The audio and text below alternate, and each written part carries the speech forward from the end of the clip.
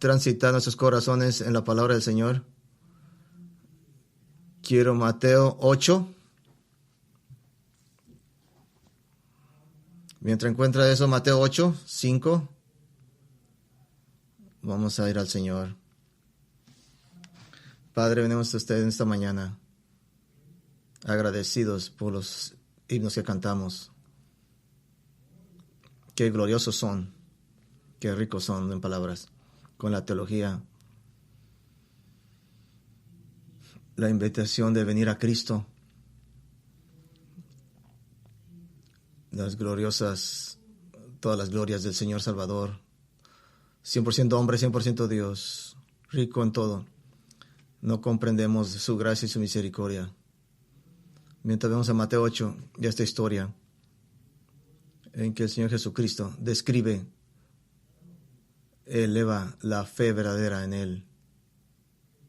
Oro que nuestros corazones sean movidos, nuestras mentes sean asombradas con la verdadera evangelio, el verdadero evangelio.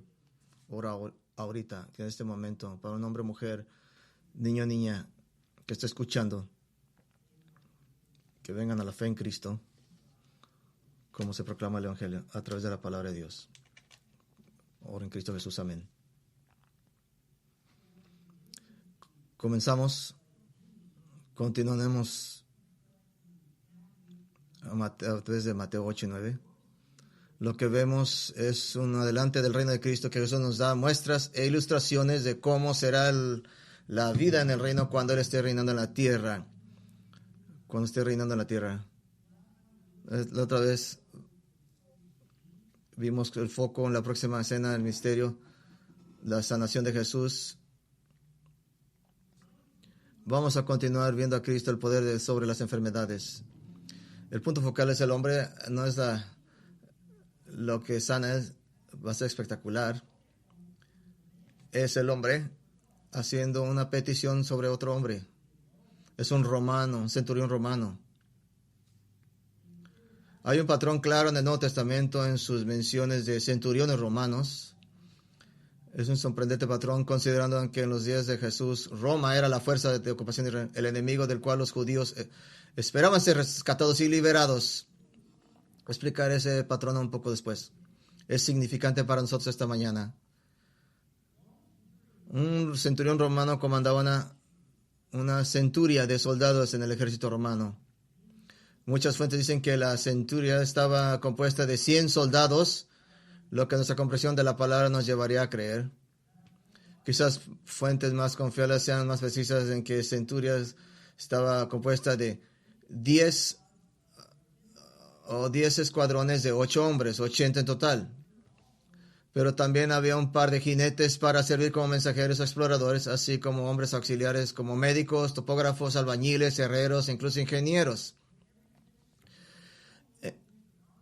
que eran una armada en total. Tomaban armas también los que estaban auxiliando, y el número alrededor de 100. Así es que si son 80 o 100, estaban en lo correcto. 80 soldados profesionales reales. El centurión estaba comandado por un tribuno que comandaba 12 centuriones de los 60 en una legión romana. Pero el centurión era la columna vertebral del ejército romano. Tenía plena responsabilidad sobre su centuria de batalla, disciplina, entrenamiento y todas las cuestiones administrativas. Era una unidad cerrada. Se reclutaban principalmente de las filas de los soldados de infantería más capaces y se prefería que hubieran demostrado su valentía en la batalla. No era usual que un soldado tardara entre 15 y 20 años en llegar al rango de centurión. No tenemos exacto duplicado de ello, el paralelo, en un mixto, de como alguien superior dentro del gobierno. Pero una carrera de alto rango, porque se reflejaba la aristocracia de Roma. Era el alto más rango de alguien que venía de una clase más baja. Muchos centuriones sirvieron durante 20 años y se retiraron con honor y con un fondo de reserva proporcionado por Roma, la cantidad equivalente a tal vez $20 millones en la actualidad. Así es que usted servía y sobrevivía por esos 20, 30, 40 años en la militar. Usted puede ser un hombre nacido en pobreza y luego servir en la militar, retirar con hombre rico para pasar a sus hijos tal vez un rango en esa sociedad donde algo que la gente no tenía antes en la familia. Algunos centuriones eran simplemente nombrados en esta aristocracia, pero era la excepción. La mayoría eran nombrados, en primer lugar, sobre todo porque habían demostrado una capacidad de sobrevivir en combate, cuerpo a cuerpo, es decir, habían matado al enemigo muchas veces. Generalmente hablando, los centuriones no se convertían en centuriones por ser débiles, perezosos o amables. Un historiador escribió: un centurión que no fuera un hombre duro y altivo era una excepción. Ahora, lo que hace que este hecho sea importante es la forma sorprendente en que el Nuevo Testamento generalmente describe al centurión romano. Porque es muy positivo. El centurión que precedía la ejecución de Jesús hizo una declaración registrada en Mateo, Marcos y Lucas. Jesús era el Hijo de Dios, un hombre justo. Hechos 10 presenta lo que realmente se convertiría en el comienzo de la iglesia gentil. Un centurión llamado Cornelio. Hechos 10:22. Era un hombre justo y temeroso de Dios, el cual todo el pueblo de los judíos hablaban bien. Hechos 21:32. Los centuriones impiden que una multitud de judíos amotinados golpeen al apóstol Pablo. Hechos 27. El prisionero Pablo es transportado a Roma para ser juzgado y está acompañado. Hechos 27:1 por un centurión de la cohorte angusta llamado Julio, y valientemente protegió a Pablo en ese viaje. Hechos 27:43 para que sobreviviera. Así es que, aparente paradoja que los asesinos más curtidos en la batalla de los enemigos de Israel sean presentados bajo una luz relativamente positiva, se convierta para el lector del Nuevo Testamento en un hilo de esperanza para los supuestos peores de los peores en la sociedad Nuevo Testamento. Señala el camino hacia una iglesia principalmente gentil y demuestra el poder salvador de Cristo. Y en la escena que se desarrolla ante nosotros esta mañana, tenemos que hacer la presentación más impactante de un centurión romano, porque Jesús lo usará como ejemplo para avergonzar a su propio pueblo, los judíos, por su falta de fe en Dios. Quiero dividir nuestro tiempo esta mañana en dos secciones. Primero repasaremos el intercambio conversacional entre el centurión y Jesús. Y luego, segundo, me gustaría mostrarles cómo el centurión nos describe el Evangelio. Una presentación del Evangelio del centurión al lector. Pero para comenzar, repasaremos el intercambio de palabras entre Jesús y el centurión. Comencemos con el primer intercambio de palabras. Mateo 8:5 al 7. Mateo 8:5 al 7. Entrando Jesús en Capernaum, vino él un centurión rogándole, diciendo: Señor, mi criado está postrado en casa, paralítico, gravemente atormentado. Eso le dijo: yo iré y le sanaré. Es el primer intercambio de palabras. Vino a Capernaum, a ver la ciudad, a un lado en el norte de Israel. Y inmediatamente nos sorprende la humildad y el amor del centurión. El centurión le suplica a Jesús, es lo suficiente humilde para rogar, y claramente se preocupa por el sirviente. En griego simplemente mi niño, y tal vez un niño, un joven que había sido el sirviente del centurión y se había vuelto muy especial para este soldado. Estaba postrado en cama, con una especie de parálisis combinada con un dolor terrible. Y así aquí en el relato de Mateo, Jesús hace la oferta inmediata: yo iré y lo sanaré. Note, Jesús estaba dispuesto a entrar en la casa de un gentil debido a su fe. Esto es importante porque las casas de los gentiles se consideraban espiritualmente impuras. Ningún judío entraría en la casa de un gentil, solamente Jesús. Este es un presagio de un día venidero, que los gentiles serán plenamente aceptados en la familia de Dios a través de la fe de Cristo. Ahora la historia podría haber terminado allí y nos maravillaríamos de la humildad del centurión y su fe en Jesús, así como la gran compasión de Jesús y su disposición inmediata a ir a donde estaba el niño atormentado y sanarlo. Pero el punto de la historia no está realmente centrado en el muchacho que necesita sanación, sino la fe del centurión. De hecho, en toda la historia nunca descubrimos nada acerca de la fe o la falta de fe del muchacho mismo. El centurión es el centro de atención. Es el primer diálogo. Eso nos lleva al segundo intercambio de palabras, pero será interrumpido. Así es que el segundo intercambio interrumpido. Lo vemos del 8 al 10.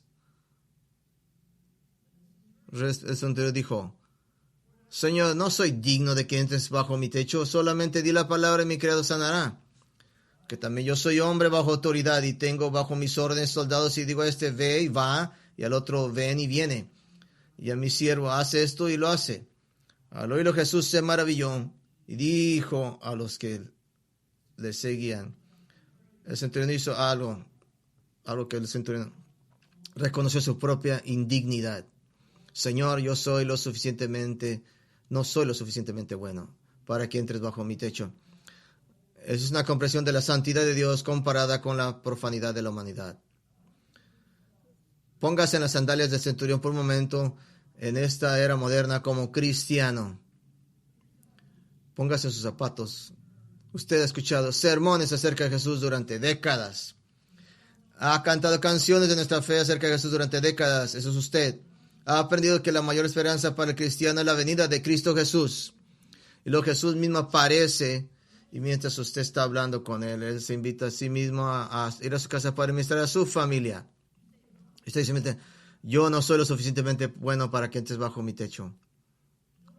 No hay orgullo en mostrar su casa, presentar a su esposa, hijos, su perro, su gato. No hay orgullo de preparar una buena comida, incluso una taza de café, con la esperanza de que Jesús pueda estar de alguna manera complacido de estar en su casa.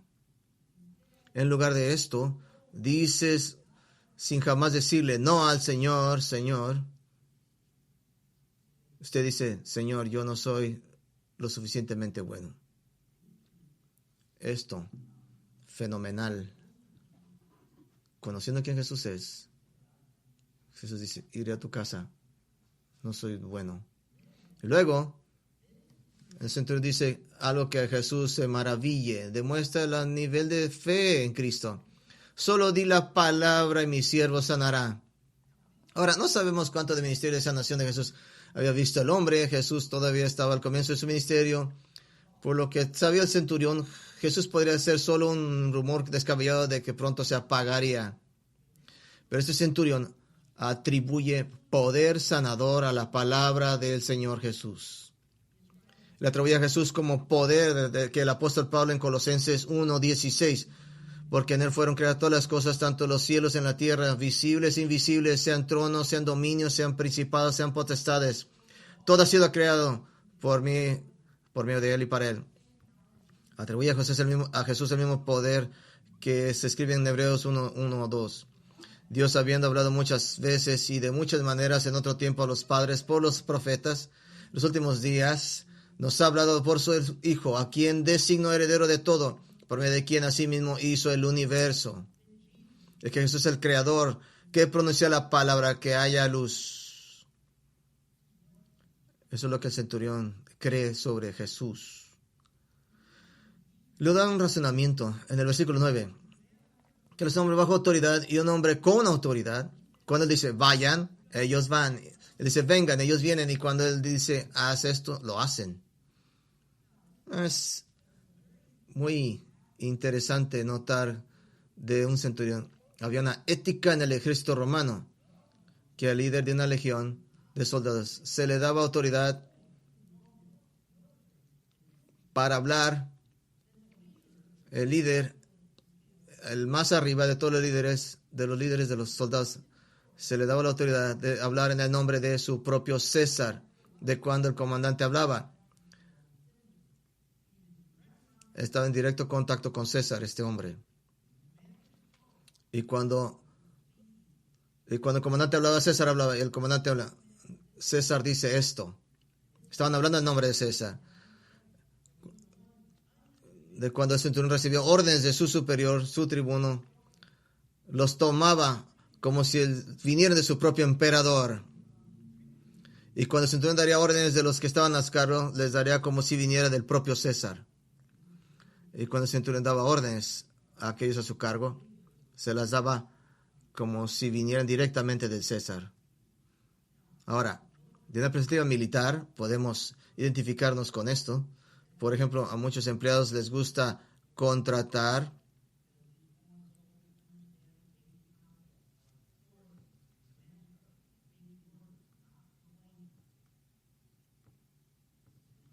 eso es en contraste el Taco Bell, que contrata a un joven de 16 años que ha estado diciendo no a sus padres toda su vida. Y ahora el gerente tiene que lidiar con un muchacho quejoso, perezoso y con derecho a todo, que no puede seguir instrucciones sencillas sin que nadie se lo diga. Así que la opción ex militar es a menudo una buena opción. Algunos que están en posición de contratar hombres y mujeres han entrevistado y enseñan su resumen, que son miembros de la militar, inmediatamente lo pones en una buena posición. Entendemos eso. Pero este centurión lleva este concepto a un nivel divino. No está diciendo, Jesús, tú eres un hombre al mando de hombres, así que cuando das una orden a los hombres, entiendo que esa orden será obedecida. No, está diciendo, Señor, tú estás al mando de la vida y la creación y el parálisis y el dolor y el sufrimiento. Cuando das una orden a la enfermedad, vida, la parálisis y el dolor, el cuerpo del muchacho obedecerá tu orden y será completamente restaurado. Eso es un nivel divino de poder. Y por cierto, ¿notaste el contraste que nos pinta el Evangelio de Mateo? En la curación anterior, la curación del leproso. Recuerdo de los rasgos más destacados de la historia de Jesús tocó al leproso, dándole una demostración de que el leproso ahora estaba limpio delante de Dios. Hubo cercanía y proximidad y un toque. En este caso, el punto es la distancia de la fe del centurión, la distancia de la que se hace que la historia se destaque. Jesús tiene el poder de directamente dirigir, dar mando, puede hacerlo desde una distancia. Para el centurión, la próxima física no era una variable, porque Jesús podía ordenar la sanación desde cualquier lugar. Y Jesús se maravilló. Y ahora viene la interrupción de este segundo intercambio. Tenemos el primer intercambio, el segundo intercambio interrumpido. Y ahora el momento de esperanza. El momento de esperanza. Jesús va a usar esta oportunidad para detenerse y dar una lección sobre la fe genuina y el resultado de la fe genuina. Y es en solo un par de versículos una explicación de quién entrará en el reino venidero de Cristo y quién no. Versículo 10. Ahora Jesús se maravilló y dijo a los que le seguían, cierto os digo que ni aún en Israel he hallado tanta fe en Israel. Oh, esto es un severo reproche al judío.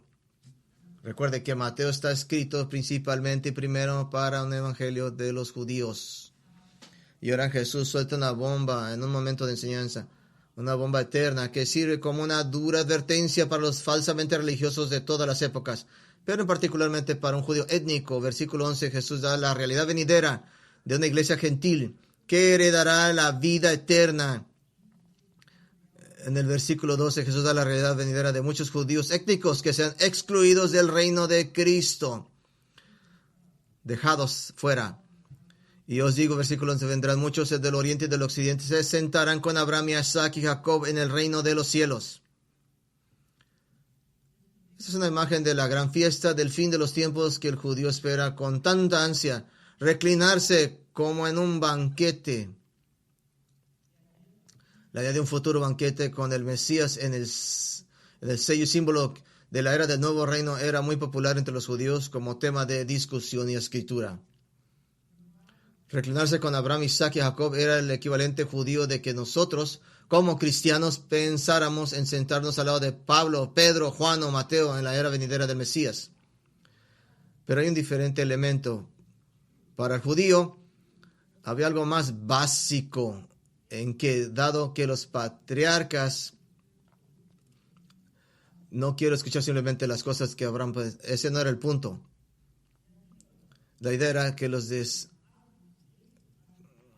sin duda, serían los recipientes, los patriarcas del material y la experiencia de bendiciones de la eternidad.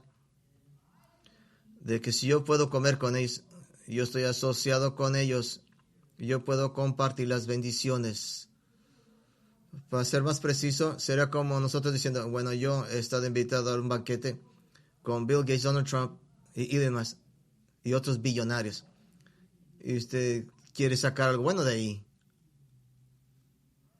De hecho, los escritos judíos extrabíblicos que se realizaron entre el Antiguo y el Nuevo Testamento hablan abiertamente sobre la anticipación, expectativa judía de esa venidera, que sentían que era exclusivamente para los judíos. Estos escritos obviamente no son espiritualmente autoritativos al nivel de las Sagradas Escrituras, pero nos dan una mirada a la mente del judío promedio de los días de Jesús. Por ejemplo, el libro de Enoc 61, 13 al 16 dice: y los justos y los elegidos serán salvos de ese día, y nunca volverán a ver los rostros de los pecadores y los sin ley, de ahí viéndolos sentir.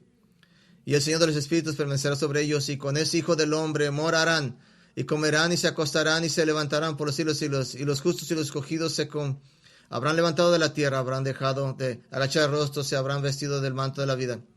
Y esto será una vestidura de parte del Señor de los Espíritus, vuestras vestiduras no se gastarán, vuestra gloria fallará. Delante. Tiene un toque de verdad para nosotros, pero supuesto, recordemos que los justos y los escogidos que se ponen la vestidura de vida son judíos, desde la perspectiva judía, solo judíos. Otro ejemplo, en el libro segundo de Baruch, 29 del 3 al 8, escuche y luego explicaré un par de características. Sucederá que cuando se haya cumplido todo lo que se debe suceder en otras partes, el ungido comenzará a revelarse. Y se revelará Behemoth de su lugar, y del mar saldrá Leviatán, los dos grandes monstruos que creen el quinto día de la creación, y que habré guardado hasta ese momento, y serán alimento para todos los que queden. Y la tierra dará frutos 10,000 veces mayores, y en un día habrá 1,000 sarmientos. Y un sarmiento producirá 1,000 racimos, y un racimo producirá 1,000 uvas, y una uva producirá un corcho de vino. Y los que tengan hambre se alegrarán, y además verán maravillas todos los días, porque vientos saldrán delante de mí todas las mañanas para traer la fragancia de frutas aromáticas y nubes al final del día para destilar el rocío de la salud. Y acontecerá que en aquel tiempo que el tesoro de la maná descenderá otra vez de lo alto, y comerán de él en aquellos años, porque estos son los que habría llegado a la consumación de los tiempos. Parece mucho como en el Antiguo Testamento, tiempos del milenio que vemos en la noche. Un par de cosas. El Mesías comenzará a revelarse de que todas esas cosas se producirán cuando venga el Mesías. La tierra producirá grandes cosechas, no habrá hambre, el rocío de salud, el tesoro maná, descendiendo sobre la tierra. Y al describir la gran abundancia de la tierra, incluso dice que el animal terrestre más grande, Behemoth, y las criaturas marinas muy grandes, Leviatán, serán dadas como alimento a los ciudadanos benditos de este nuevo reino. En muchos sentidos es una hermosa descripción poética que encaja perfectamente con las muchas profecías del Antiguo Testamento sobre el reino venidero del Mesías en la tierra. Pero a diferencia de la arrogante expectativa exclusiva del judío, promedio de que el reino es todo acerca de ellos y para ellos solo simplemente porque son descendientes de Abraham. Jesús importa una geografía mencionada con respecto a esta fiesta. Que reclinarse en el banquete de los últimos tiempos con los grandes patriarcas de Abraham, Isaac y Jacob son muchos del este y el oeste. ¿De quién se habla? No de judíos, gentiles, de lugares tan lejos como China y tan lejanos como California, Bakersfield. Esto se trata de un aguijón contra el judío infiel, la única persona éticamente que podrían afirmar ser descendientes de los tres patriarcas. Es aquel que puede proclamar descendiente de Abraham de ellos es un judío. Recuerde que Juan el Bautista predicó en la cara de los judíos arrogantes, altivos y moralistas que se creían dignos de Dios simplemente por su ADN. Dijo Mateo 3:8-9, por tanto hagan frutos dignos de arrepentimiento y no piensen por decir dentro de ustedes mismos, tenemos a Abraham por padre, porque les digo que Dios puede levantar hijos de Abraham e incluso de estas piedras. ¿Qué son las piedras? Mire, somos las piedras, mire a su alrededor. Mateo demuestra esta verdad de un pueblo gentil de Dios que viene de otra manera. En la secuencia de eventos de Mateo 8, un gentil sigue a un judío en el orden de sanación. El leproso judío primero y el siervo centurión gentil segundo. Apocalipsis les da esta fiesta a un hombre glorioso. Apocalipsis 19:9 la llama la cena de las bodas del Cordero. Y por supuesto para nosotros es solamente altamente asociado con la consumación de la salvación de la iglesia. Estar completamente unida con Cristo por toda la eternidad. Ahora, para ser justos con el oyente judío de Jesús, cuando Jesús dice que muchos vendrán del oriente y del occidente de la gran fiesta del fin de los tiempos, para ellos esto sigue siendo una referencia a los judíos. De hecho, esto va a la mano con muchas promesas familiares de los judíos para una futura reunión. Isaías 43:5, no temas porque estoy contigo, traeré a tu descendencia del oriente y te reuniré del occidente. Isaías 49:12, aquí estos vendrán de lejos y aquí estos vendrán del norte y del occidente. Salmo 107, díganos los redimidos de Jehová, los que han redimido de la mano del adversario, de las tierras del oriente y del occidente. Y esto es verdaderamente cierto. Enseñamos que Dios reunirá a Israel, pero el Nuevo Testamento es claro de que no se trata de un remanente de Israel. Como Pablo habla en Romanos 9-11. Vimos el domingo pasado que Amos 9, que Dios separará al judío genuinamente salvo del judío falso y del santurrón. Así es que en este momento, durante la fracción de segundo entre el versículo 11 y 12, el judío que está escuchando podría pensar, bueno, por supuesto que nosotros nos reuniremos para la gran fiesta. Entonces Jesús lanza el gabín del juicio sobre el judío santurrón. Dice en versículo 12, mas los hijos del reino serán echados a las tinieblas de afuera. Allí será el lloro y el crujir de dientes. Los hijos del reino se refiere a los judíos étnicos,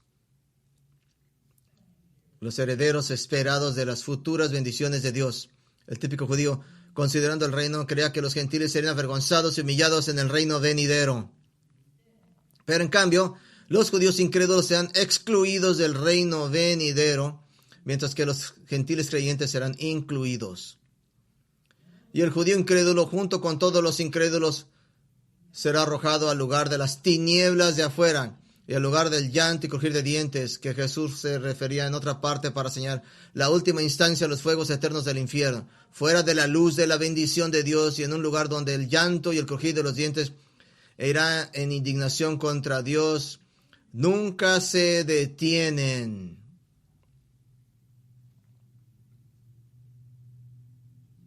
Jesús da una advertencia y explicación mucho más detallada en este mismo concepto. Vaya a Mateo 21:43. Mateo 21:43. Al final, Jesús ampliará este breve momento. Jesús expanderá de enseñanza con una palabra extendida que realmente se refleja en la realidad de esta venidera cena de bodas del Cordero. Mateo 21:43-45 habla a los fariseos. Están escuchando esta parábola. Por lo tanto, el reino de Dios será quitado de vosotros y será dado a gente que produzca los frutos de él. 45. Y oyendo esas palabras, los principales sacerdotes y fariseos entendieron que hablaba de ellos. Los judíos incrédulos, santurrones, no salvos, comprendieron que Jesús los condenaba. Y luego los ataca otra vez con una parábola arraigada en la realidad del venidero banquete de los últimos tiempos. Mateo 22, 1 al 6. Respondiendo Jesús les volvió a hablar en parábolas diciendo: el reino de los cielos es semejante a un rey que hizo fiesta de bodas a su hijo. Y envió a sus siervos llamar a los convidados a las bodas, mas estos no quisieron venir. Volvió a enviar otros siervos diciendo: decid a los invitados, he aquí he preparado mi comida, mis tesoros animales, mis toros engordados han sido muertos, y todo está dispuesto, venid a la boda. Mas ellos, sin hacer caso, se fueron, uno a su labranza y el otro a su negocio, y otro tomando los enfrentados y lo mataron. Esa es una imagen del llamado histórico continuo de Israel para ser invitado a la comunión y salvación con Dios. Y note que la fiesta de bodas era para el hijo del rey. Pero los primeros invitados a la fiesta de bodas no vendrán, y de hecho matarán a los mensajeros, los profetas, a los que a lo largo de los siglos abusados y asesinados por el mensaje de arrepentimiento. Así es que el rey juzga a aquellos que lo evitan. Y envió al oír, se enojó, y enviando sus ejércitos destruyó a aquellos homicidas y quemó su ciudad. Y dijo a sus siervos: las bodas a la verdad están preparadas, mas los que fueron convidados no eran dignos. Dios invitará a otros. Mateo 9:10. Y pues a la salida de los caminos llamad a las bodas a cuantos halléis. Y saliendo los siervos por los caminos, juntaron a todos los que hallaron, juntamente malos y buenos. Las bodas fueron llenas de convidados. ¿Quiénes son? Eso es usted y soy yo. ¿Quiénes fueron los apóstoles que fueron la palabra de Dios a través de la revelación? Usted ha sido llamado y no era invitado. Vamos a Mateo 8. Quiero mostrarle esta extensión ilustrada para que quede claro. No interprete esto como muchos lo hacen, como una inversión total de los roles de Israel y los gentiles. Solo los muchos gentiles que creen están incluidos, y solo los judíos que no creen están excluidos. Jesús será claro con los discípulos acerca de un futuro para Israel en Mateo 19:28. Les dice: estarán en un trono para juzgar las 12 tribus de Israel. Así que simultáneamente el centurión romano gentil, con una fe mayor que la de Israel, es presentado como un gabil de juicio sobre el judío infiel y como un faro de esperanza sobre el gentil humilde y arrepentido. Es el primer intercambio. El segundo intercambio interrumpido, el momento de enseñanza. El segundo intercambio ha terminado. Versículo 13. Entonces el rey dijo a los que servían: atale los pies y demás. Y el siervo fue sanado en ese momento. Jesús no está simplemente diciendo: como has creído, yo puedo sanar al siervo, sino como lo has creído. ¿Qué fe tenía este centurión? Y su fe fue recompensada. Se nos dice que en el momento en que Jesús le dijo: ve y te será hecho como has creído, el muchacho fue sanado. En ese momento. Ahora, lo que vemos en este centurión no es tanto una fe transformadora sucediendo, sino una fe transformadora en Cristo que ya ha sucedido. Sus conclusiones teológicas acerca de Cristo probablemente no se formaron instantáneamente en el curso de ese breve encuentro.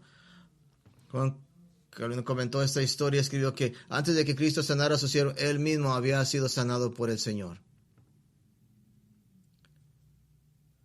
Ahora, por supuesto, en esta historia hay implícito un fuerte llamado a creer en el Señor Jesucristo. Y de hecho podríamos armar una presentación del Evangelio del centurión al lector. Podemos ver esto observando lo que creía el centurión.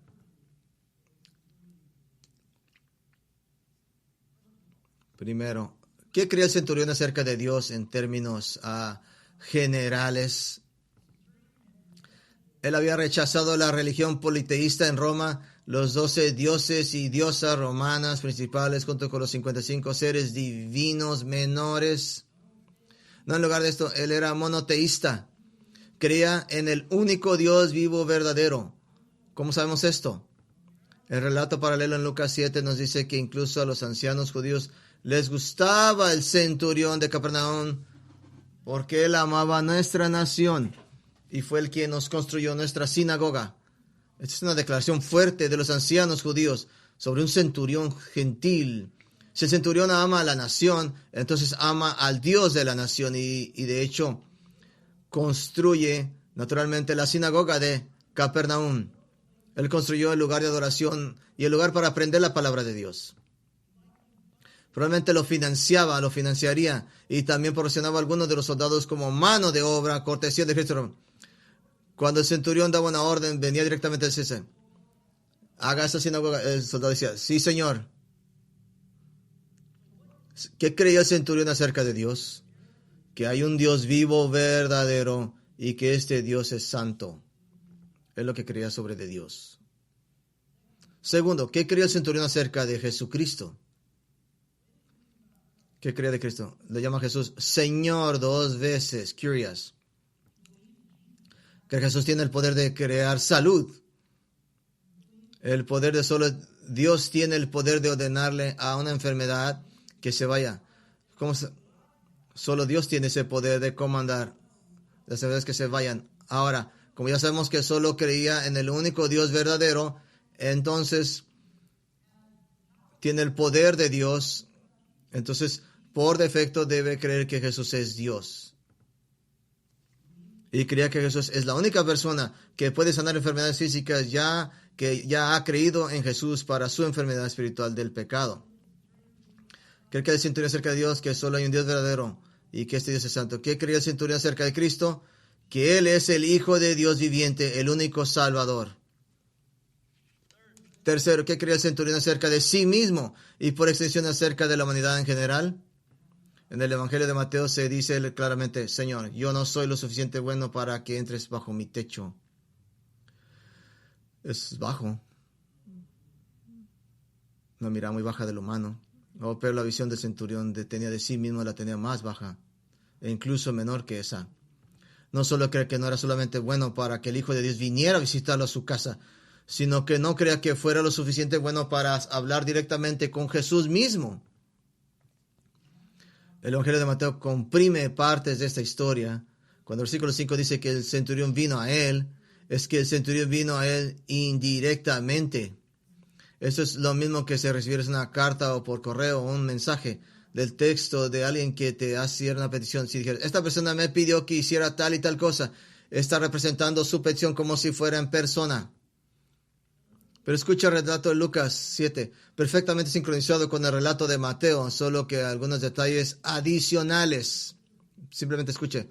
Después de terminar todas sus palabras al oído del pueblo, fue a Capernaum. Había un siervo de un centurión a quien estaba estimado mucho, que estaba enfermo y punto de morir. Cuando oyó de hablar de Jesús, vino a unos ancianos de los judíos para rogarle que viniera a salvarle la vida de su siervo. Estos, cuando llegaron a Jesús, le rogaron con insistencia, diciendo, este es digno de que le concedas esto, porque ama a nuestra nación y fue el quien nos edificó una sinagoga. Mientras Jesús está explicando por qué el centurión es merecedor de su atención. A Jesús seguía en su camino con ellos. Cuando ya no estaba lejos de la casa, el centurión envió a uno de sus amigos a decirle, Señor, envió amigos diciéndole, no te molestes más, porque no soy digno de que entres bajo mi techo. Por eso ni siquiera me considero digno de venir a ti. Pero basta con que digas la palabra. Y el centurión creía. Y que no era un pecador ante un Dios. ¿Y quién no estaría frente a Jesús? No podría estar. Estaba de acuerdo con Salmos 51:3. Sé mis rebeliones y mi pecado está siempre delante de mí. Con Jeremías 17:9. Engañoso es el corazón más que todo y perverso. ¿Quién lo conocerá? Estaba de acuerdo con Romanos 3:23. Por cuanto todos los pecados han estado destituidos de la gloria de Dios. ¿Qué creía el centurión acerca de Dios? Que hay un Dios vivo, verdadero, y que este Dios es santo. ¿Qué creía acerca de Cristo? Que Él es el Hijo de Dios viviente, el único Salvador. ¿Qué creía entonces acerca de sí mismo, acerca de la humanidad? Que la humanidad es indigna de Dios. ¿Qué creía entonces acerca de la salvación? ¿Qué creía acerca de la salvación? Versículo 13, Jesús lo elogia por su fe en Cristo. Creyó y confió en Cristo no solo por la sanidad de la física del muchacho, sino más importante aún, por la sanidad espiritual del centurión. Y podemos agregar lo que Jesús mismo enseñó. Podemos agregar que solo aquellos que ponen su fe en Cristo para el perdón de los pecados, basado en el sacrificio venidero de Cristo en la cruz, para pagar la deuda del pecado, pueden ser salvos. Y solo aquellos se unirán a Dios por toda la eternidad y serán librados del lugar de las tinieblas de fuera, en el lugar del llanto y crujir de dientes.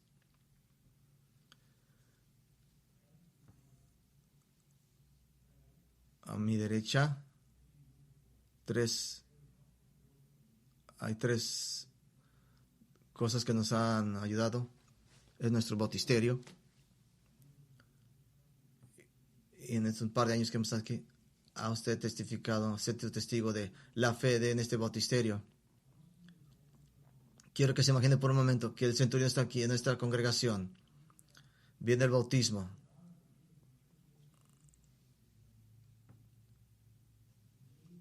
Cuando dio sus testimonios, ¿qué diría? Y diría, sería algo como esto. ¿Qué diría? Mi vida antes de Cristo. Durante toda mi vida he buscado poder y riqueza. Me uní al ejército romano cuando era joven y provenía de una familia pobre. Sabía que si trabajaba duro podría ascender en las filas y tener prestigio y riqueza algún día. Me encantaba ser un soldado del imperio más grande de la historia. He estado en muchas batallas y he enviado muchos hombres con mi espada. ¿Y todo para qué? Para que Roma pudiera tener más dinero y poder territorial y para que pudiera tener prestigio yo y riqueza algún día. Adoraba a los dioses romanos y creía que si los complacía sería bendecido. Las circunstancias en las que llegué a la fe en Cristo, pero por la gracia de Dios, fui destinado en Capernaum, después de alcanzar el rango de centurión. Y llegué a comprender que solo existe el verdadero Dios viviente.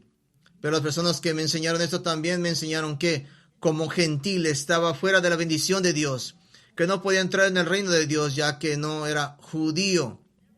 Sin embargo, yo amaba a este pueblo e incluso construí su sinagoga, pero seguía siendo un extraño.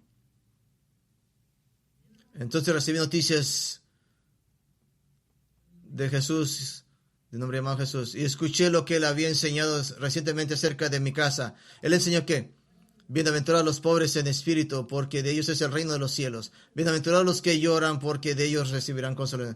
Bienaventurados los humildes, porque de ellos heredarán la tierra. Bienaventurados los que tienen hambre y sed de justicia, porque serán saciados. Y supe en ese momento de que yo era indigno de Dios, pero el Hijo de Dios dijo que si yo era pobre en espíritu, indigno en mi propio corazón, entonces podía recibir el reino de los cielos. Necesitaba desesperadamente el perdón por el pecado. Y se ve que solo Jesús podía proporcionarlo, que solo teniendo fe en Él, y solo en Él podría estar satisfecho con la justicia. Dios es un Dios santo y justo, el único Dios viviente. El Hijo de Dios es Dios mismo en la tierra, el único Salvador. Soy un miserable pecador digno de lo que Jesús llama el lugar de las tinieblas fuera y del llanto.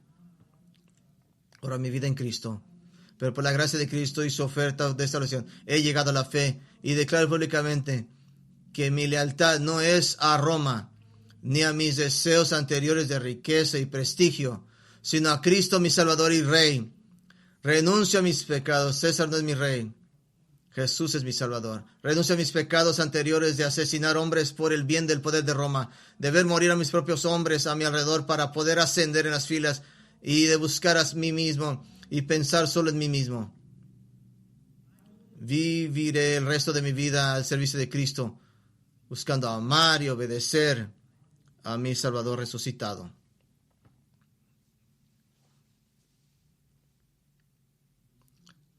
Vemos al centurión de nuevo, no directamente, pero podemos hacer una suposición bastante fundamentada sobre una vez más en que aparece. El centurión vivía en Capernaum, en Galilea. Cuando Jesús resucitó de entre los muertos, María Magdalena y María fueron a la tumba sin saber que Jesús estaba vivo. Vieron un ángel en la tumba vacía. Mateo 28, 5 a 7, el ángel respondió y dijo a las mujeres: no tengan miedo, porque sé que buscan a Jesús, el que fue crucificado. No está aquí, pues ha resucitado tal como dijo. Vengan a vean el lugar donde fue puesto. Y pronto decía a sus discípulos que ha resucitado de entre los muertos. Y aquí, él va delante de vosotros a Galilea. Allí lo veréis.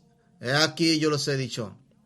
Y en Galilea, en la ladera de una montaña que Jesús había designado, los discípulos fueron a encontrarse con Jesús. Pero no eran solamente ellos.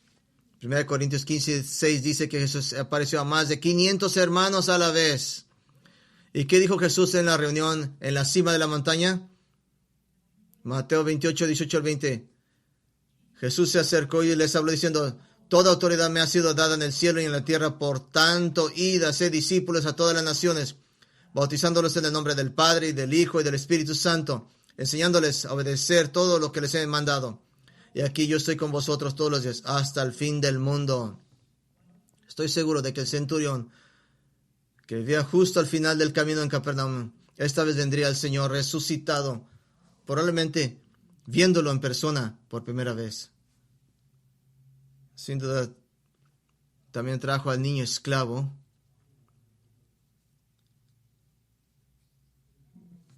Hay una escena más que quisiera describirle. No se encuentra en la escritura, pero creo en todo mi corazón de que debe haber sucedido de alguna manera.